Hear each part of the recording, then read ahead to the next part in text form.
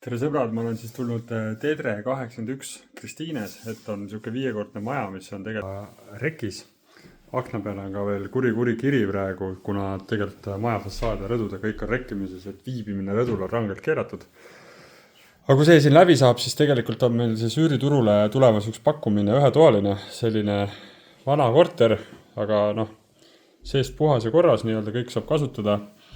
Ühetoalise eripära on see, et tal on eraldi köök, et justkui tegelikult 2 ruumi, et siin on olemas siis selline pliit, pesumasin, kraanikauss on ju, ja külmik ja väike söögiala ja siis tegelikult vannituba vanniga, nii nagu vanasti oli, täiesti originaal ja vaata milline uhke vets on ju, pronksi värvi seinad ja värki-särki ja tegelikult on väike panipaik ka ja praegu sul on asju täis, et seda näitama ei hakka.